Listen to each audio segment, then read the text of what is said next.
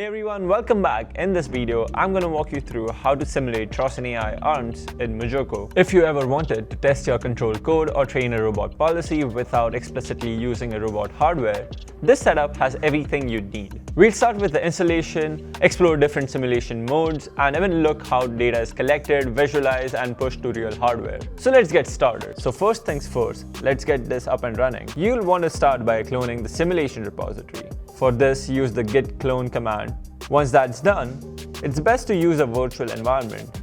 I'm using Conda with Python 3.10. Now, install the package in editable mode. To verify everything's working, you can try launching the simulation. If a MuJoCo window pops up with a robot arm, you're good to go. Now let's talk about what kinds of environments this package will give you. There are two main types.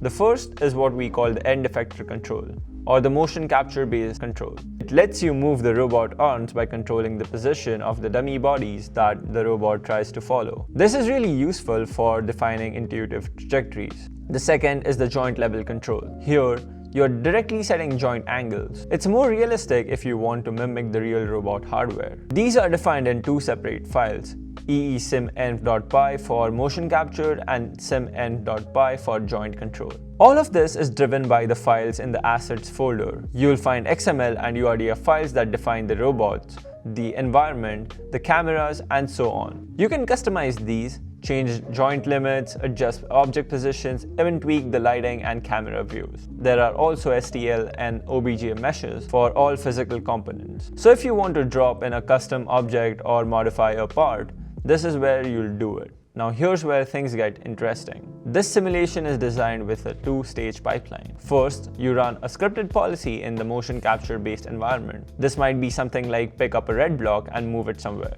As that scripted policy runs, the simulator records the joint trajectories that would produce those motions. Then you replay those joint trajectories in the joint control environment, which removes the motion capture bodies, gives you clean, visual, and accurate robot feedback. This lets you define motion in an intuitive way, but collect data in more realistic and useful format. Let's look how to record an episode. This is what the command looks like. This launches the simulation, runs a scripted policy that transfers a cube and saves resulting joint data. You can also add noise, choose which cameras to capture from, and set the number of steps per episodes, all through command line flags. The output is saved in .hdfi format inside the Trossen MuJoCo data directory. Each episode gets its own file. Want to turn your data into a video? There's a script for that too. You'll get a rendered MP4 video for each episode, which is super helpful for debugging or sharing results. Once you have got a good trajectory, you can actually replay it on the hardware. Just provide the IP addresses of your left and right arm.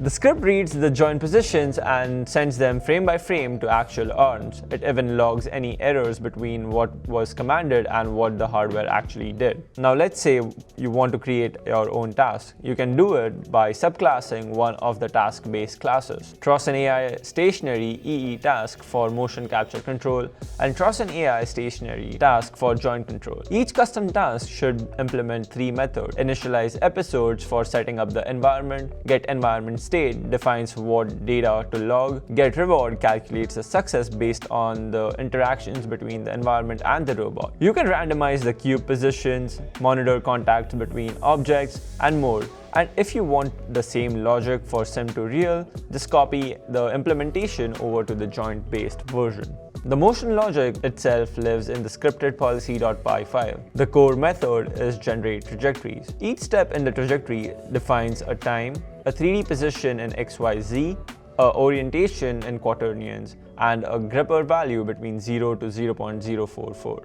You can define these statically or generate them dynamically based on the environment state. If you want a completely new setup, maybe a different table, new object, or multiple obstacles, just create a new XML scene file in the assets folder. Then load the file inside the sim.env.py or eesim.env.py, depending on your use case. Update your policy logic as needed, and that's it.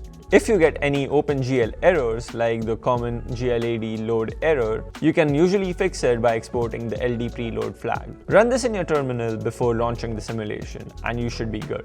So that's the full MuJoCo simulation pipeline for Trossen ARM. From setting up your environment, running scripted tasks, to collecting episodes, rendering them as videos, and even deploying them on real hardware, this setup is powerful for your sim-to-real development. All the code and documentation is available in this repository, and if you want to build your own tasks, or swap out the environments, or even integrate this into a reinforcement learning framework, it is all possible. Thanks for watching, and see you in the next one. Trossen Robotics, helping innovators innovate.